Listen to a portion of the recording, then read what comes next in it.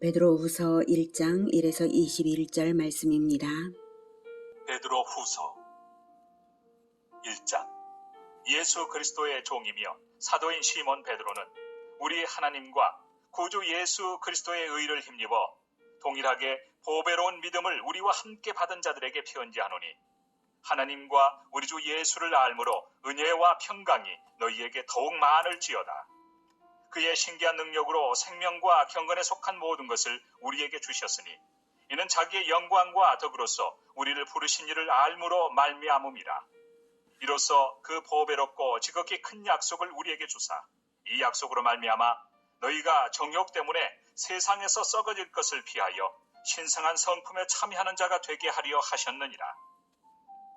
사랑하는 형제 여러분, 10월 13일 목요일 저녁 묵상에 오신 것을 환영합니다. 베드로후서는 베드로의 두 번째 편지를 말합니다. 첫째 편지인 베드로전서를 보내고 난 후 3, 4년 후에 이 편지를 쓴 것인데요. 전서에서는 성도에게 닥칠 네로 황제의 박해를 대비하여서 이 땅에서는 나그네이지만 썩지 아니할 유업을 받은 천국 상속자들로서 합당한 믿음의 자세, 즉 내적으로는 형제 사랑으로 뭉치고 외적으로는 박해자들에게도 선의로 대하고 전도하라는 격려의 편지였습니다. 베드로후서는 교회의 존립을 뒤흔드는 거짓 교사 이단들의 정체를 밝히면서 성도들은 경건 생활과 복음에 근거한 바른 지식을 갖기를 힘쓸 것을 권면하기 위하여 이 편지를 썼습니다. 그러니까 그 당시 정치적 종교적 박해만 아니라 이단들의 횡행으로 말미암은 교회의 위기가 매우 컸음을 알 수가 있습니다. 먼저 1, 2절은 문안 인사인데요. 먼저 발신자가 베드로인 것을 밝혔는데요.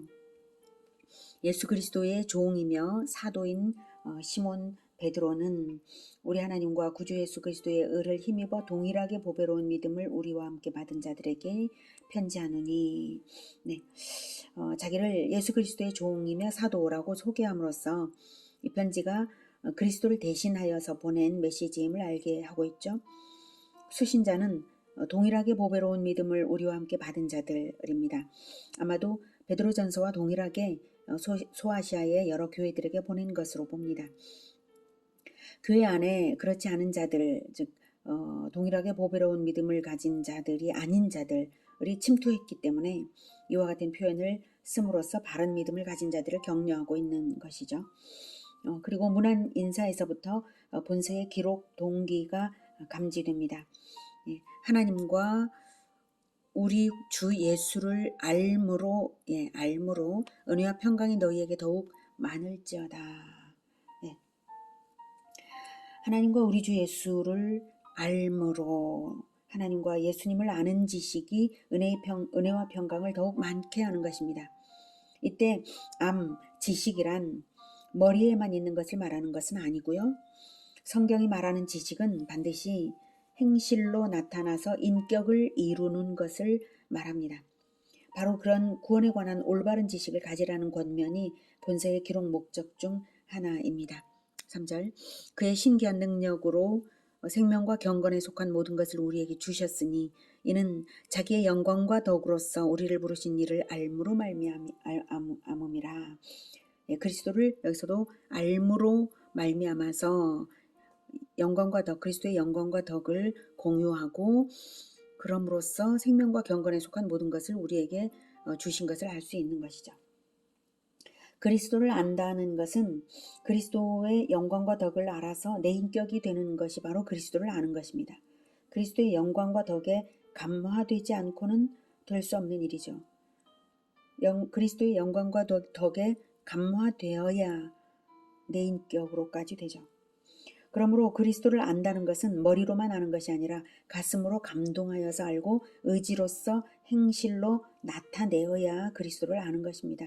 그러면 그리스도와 동일하게 영광과 덕을 나타내게 되는 것입니다. 그로써 비로소 생명과 경건에 속한 모든 것을 받는 것입니다. 이미 믿음으로써 생명을 이미 받은 것이 사실이지만 영광과 덕이 나타나기까지, 경건에 속한 모든 것이 장성한 분량에 이르기까지 나아가는 것은 평생에 계속될 일입니다. 그래서 이미 평생에 계속될 일입니다. 예수님은 이 모든 것을 우리에게 신기한 능력으로서 보장하셨습니다. 바로 성령을 보내셔서 하늘과 땅의 모든 권세로서 동행하시는 것이 그것입니다. 그리스도의 신적 능력은 하나님을 아는 지식을 통해 우리 속에서 역사하시며 그 역사로 인해 우리는 생명과 경건에 속한 모든 것을 받게 되는 것입니다. 그러니 우리가 성경을 통해서 그리스도를 만나는 일을 결코 게을리할 수 없는 이유가 됩니다. 이로써 4절 이로써 영광과 덕으로써 그 보배롭고 지극히 큰 약속을 우리에게 주사 이 약속으로 말미암아 너희가 정욕 때문에 세상에서 썩어질 것을 피하여 신성한 성품에 참여하는 자가 되게 하려 하셨느니라. 그리스도의 영광과 덕이 나타나는 올바른 지식인이 되면 지극히 큰 약속을 바라보기 때문에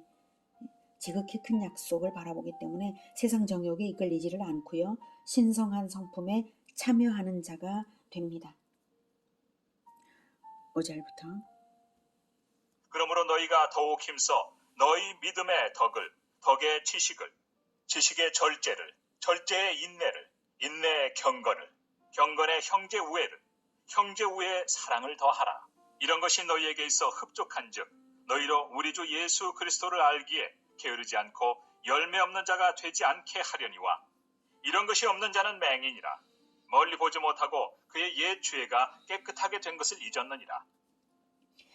구원은 믿음으로부터 출발하여서 덕, 지식, 절제, 인내, 경건, 형제 우애를 쌓고 사랑에 이르기까지 성장해 가는 것입니다.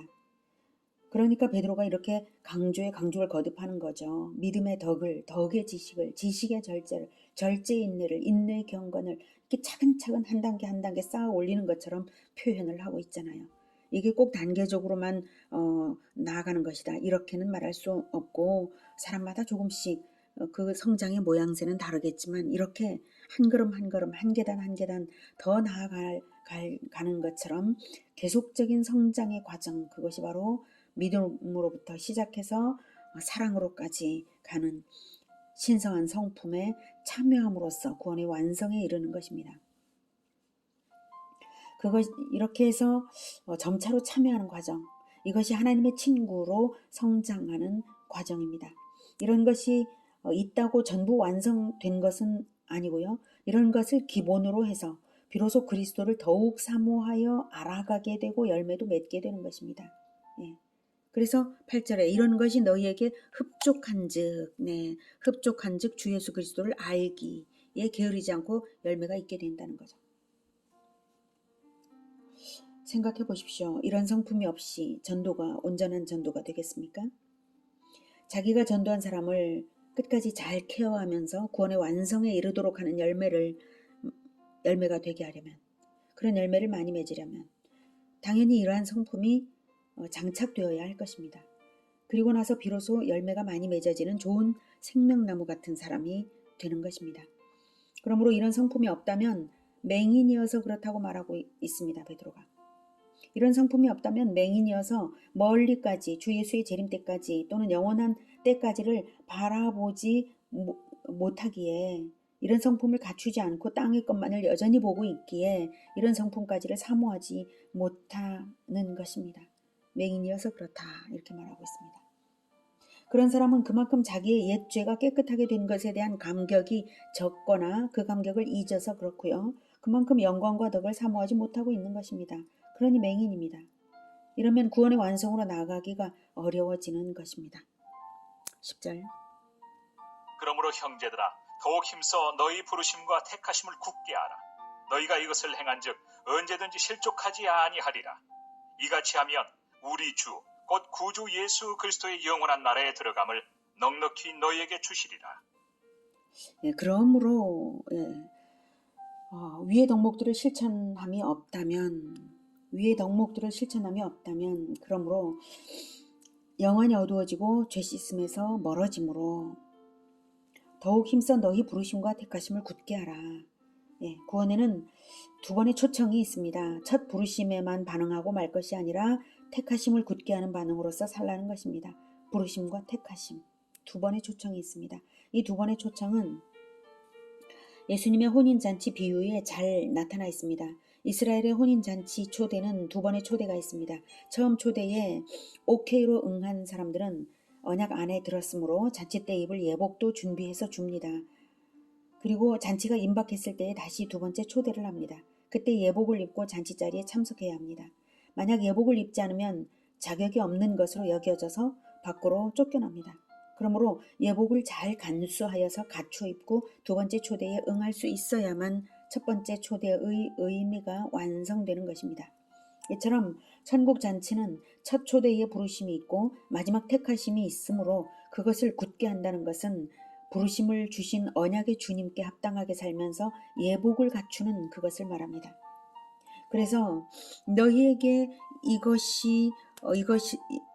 이것을 행한즉 언제든지 너희가 이것을 행한즉 언제든지 실족하지 아니하리라고 합니다. 택하심을 굳게 하고자 예복을 정결하게 갖추는 마음으로 행실을 나타내며 살면 이것을 행한즉 행실을 나타내며 살면 실족하지 않는 것입니다.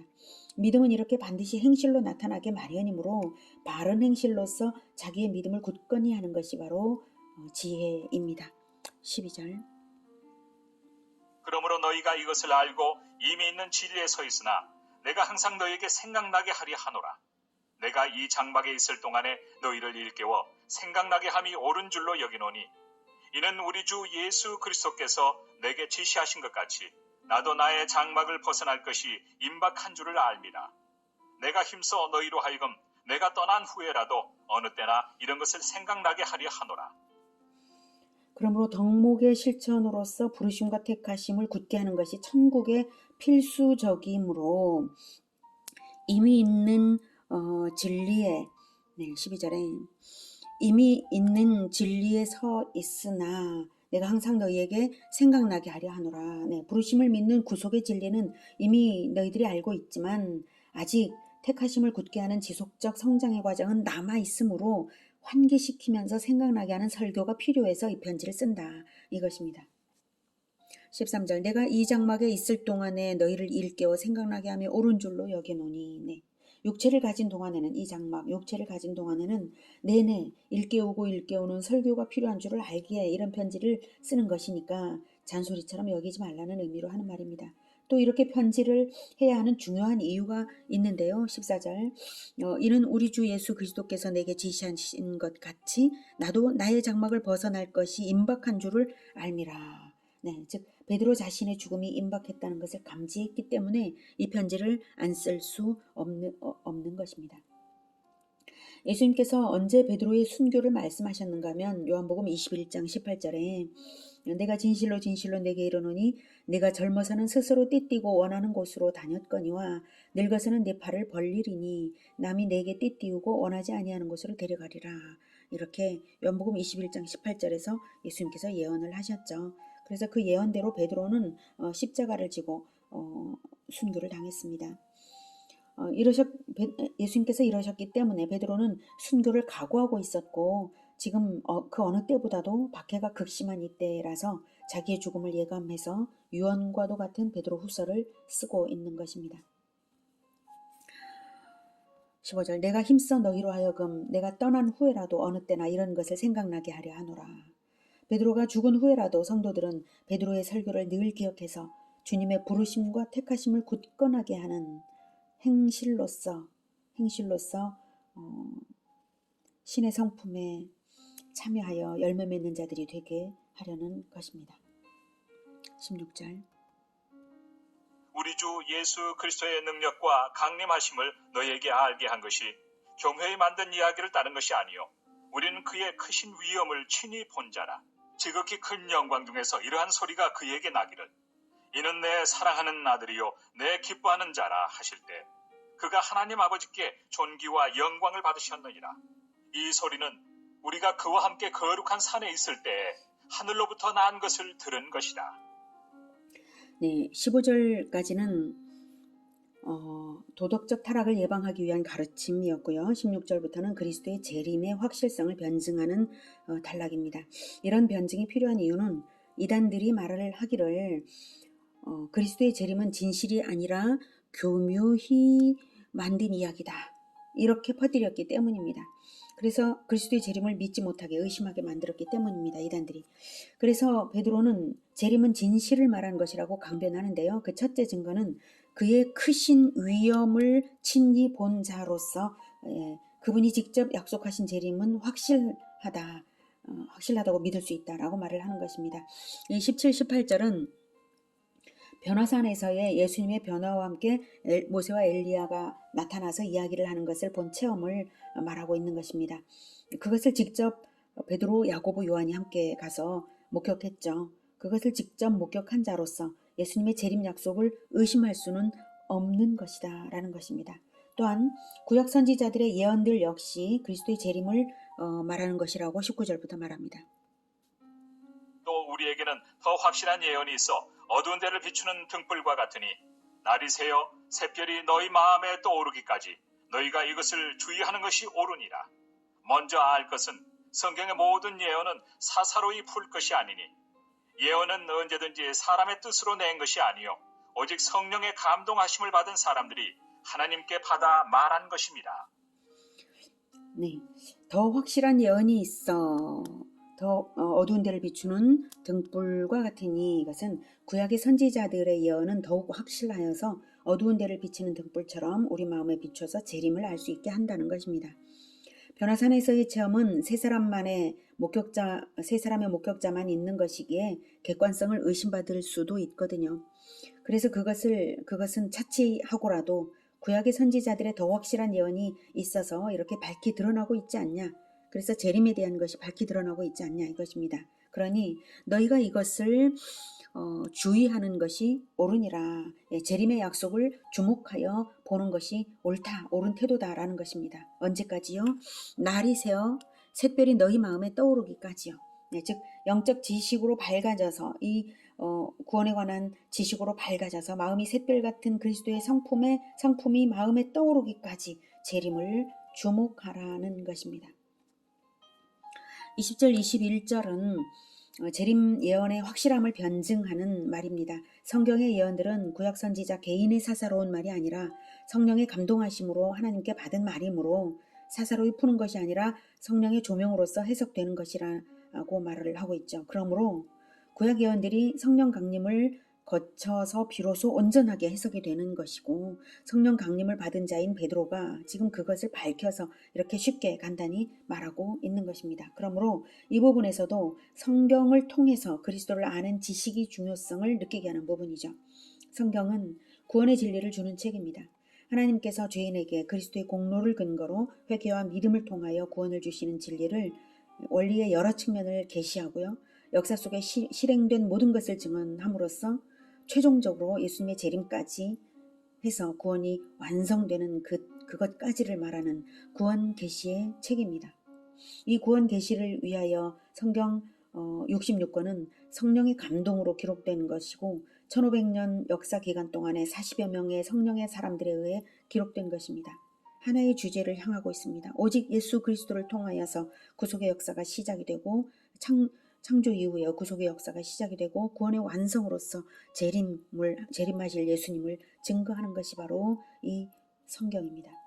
성경 외에 다른 어떤 책도 인류 구원을 제시하지 못했습니다. 성경이 증거하는 예수 그리스도만이 인류 구원을 완성하신 구원주이십니다. 따라서 우리는 오직 성경을 통해서만, 성경의 올바른 이해를 통해서만 구원의 길을 찾을 수 있는 것입니다. 베드로후서의 기록 동기는 성경을 배우기에 힘쓰게 하며 성경이 말하는 진리 위에서 신성한 성품에 참여하는 신앙생활을 하는 것만이 마귀의 괴계를 물리쳐 최종 승리하는 지름길임을 보여주는 것입니다.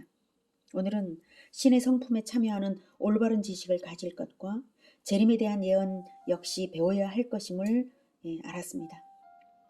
성경을 더욱 사랑하여 배우면서 그리스도의 성품에 참여함으로써 우리를 부르심과 택하심이 예수님 오시는 날까지 굳건하기를 기원합니다. 기도하겠습니다. 하나님, 우리는 예수 그리스도의 보혈로 부르심을 받아서 하나님의 자녀가 되었습니다. 그러나 아직 우리가 천국에 태어나는 날까지는 부지런히 성장하여서 예수 그리스도를 닮은 그 신의 성품이 나타나야 하겠습니다. 하나님, 우리를 더욱 알게 성경의 놀라운 진리들을 다 알아가게, 그럼으로써 예수 그리스도를 늘 만나게 하여 주시옵소서. 그래서 그리스도의 성품이 늘 우리 안에 감동으로 새록새록 일어나서 그리스도의 성품을 가진 우리 모두가 되게 도와주시옵소서. 그래서 많은 열매를 맺고 예수님 오시는 날에 하나님께 영광이 되는 자들이 되게 주님 도와 주시옵소서. 예수 그리스도 이름으로 기도드립니다. 아멘. 이어지는 시간은 개인 기도 시간입니다.